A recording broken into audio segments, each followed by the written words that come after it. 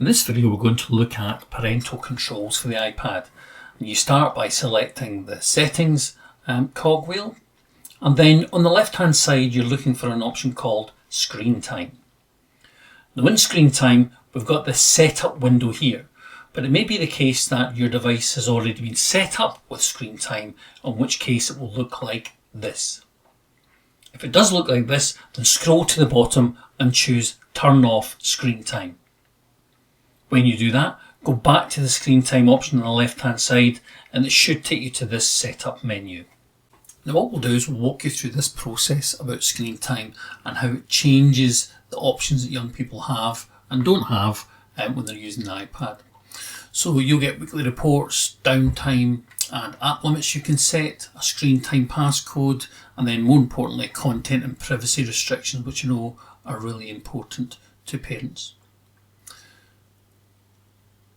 So when we continue, it asks if it's for you or for your child. If it's the child's iPad, select this is my child's iPad.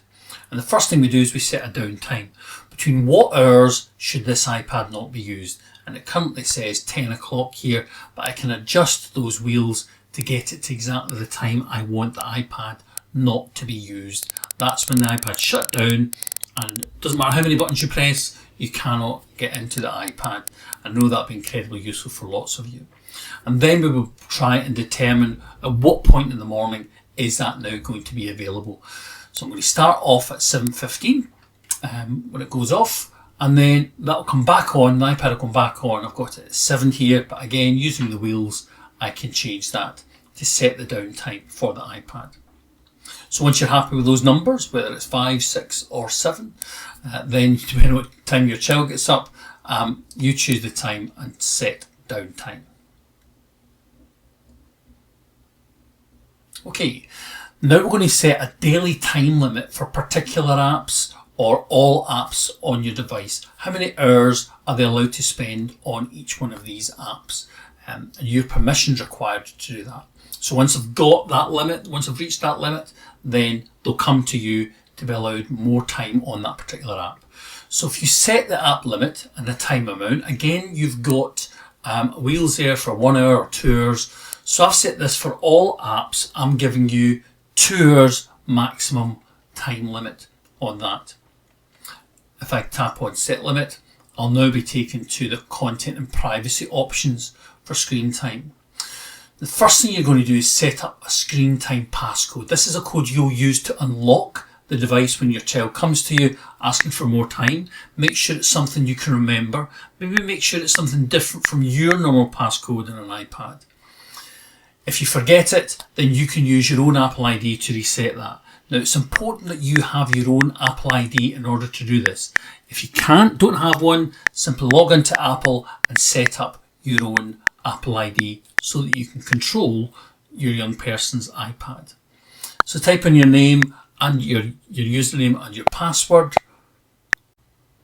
Okay, now the screen time window appears, and now we've got options within those 4 to change how we want that device to be used. Doesn't look as if there's a lot of options, but there's more on the next screen. So we've already set downtime, we've already set app limits. So we're going to now look at what apps are always allowed. So that's the first one. So you see this list, it's got the phone, messages, FaceTime and maps already there. But I might want to select apps which I think should be always allowed all the time. And when I choose an app, it'll ask me for that screen code that we just typed in earlier.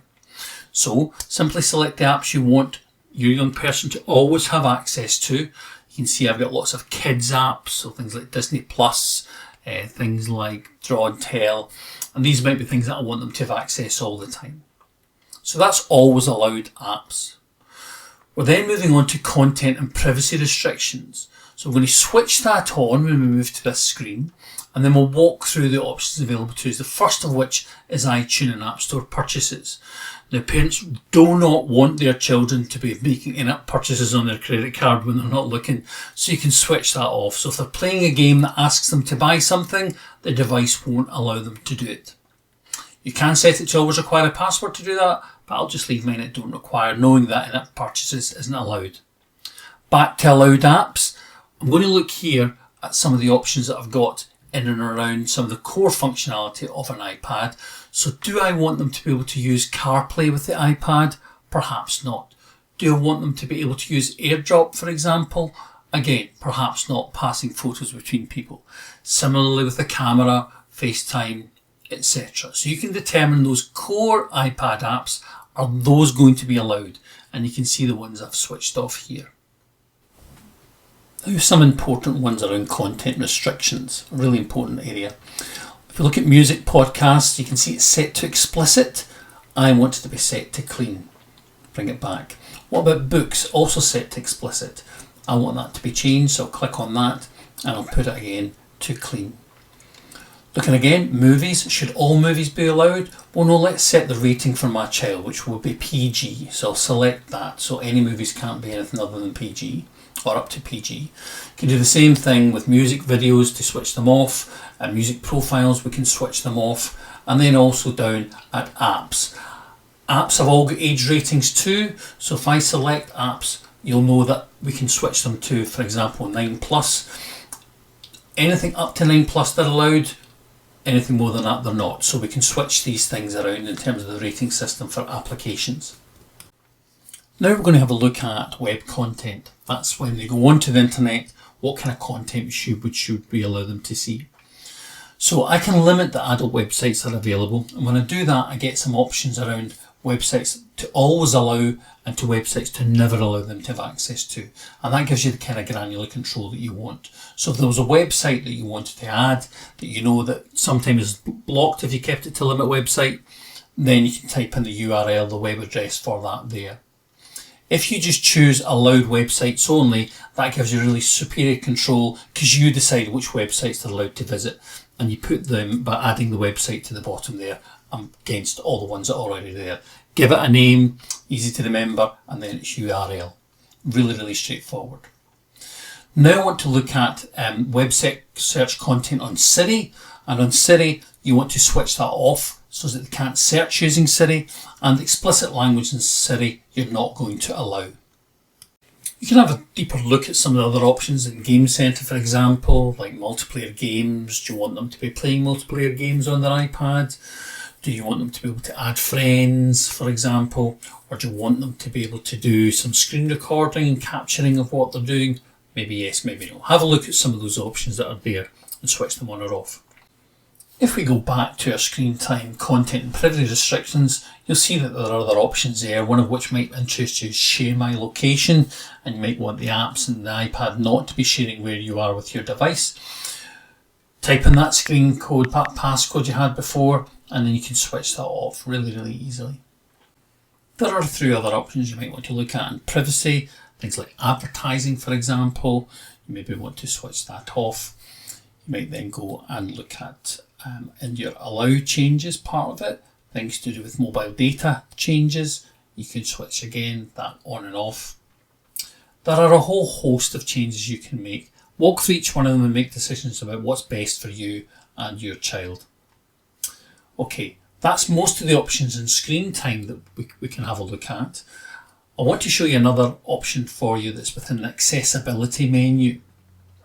Now, right down at the very bottom of the accessibility options is something called guided access, which we can switch on. This is particularly useful for very young children who you want to keep locked into the same app so they don't, go around other places on the iPad they shouldn't go onto. So we'll switch that on, and then what you have to do is you have to find the app you want to lock them into. And so what we'll do is we will find an app on our iPad that we like the look of, perhaps CB Storytime here. And what we're going to do is we're going to use our guided access options. It's a triple click on your home button will bring up a menu that will have guided access as one of the options. So a triple click on that home button, get to guided access, and there's some options down the left hand side that you can change. So one of the things I'm interested in is setting a time limit for my child, and again I can keep them locked into that app for 40 minutes, half an hour, or whatever. So I'm going to set a time that he's only allowed to use this app for 30 minutes. You can change things like the volume buttons so as he can switched it on so he doesn't have any control over that. Sleep wake button 2, you don't want to be messing about with those things. Once you've done that, you can choose Start up in the top right hand corner. And when you do that, it's going to ask you for a passcode. So type a passcode for that session. Okay, make sure you remember that. Something nice and straightforward you will remember, because you're going to need that to unlock the device should they try and get out of it. So now guided access has started. Your child is locked into that app. They can be playing with that app. If they try and click on that home button, you'll see they get a warning. The guided access is enabled and they need to triple click that button and type in the code. They won't know that code, obviously, because you know it. You can then triple click that button when you're ready, or to give it back to them, or the time limit has finished. You'll type in that passcode and that will unlock the device again. You'll be able to choose End from up in the top left hand corner, and that would get your iPad back to normal. But a really nice way of helping a young person keep focus.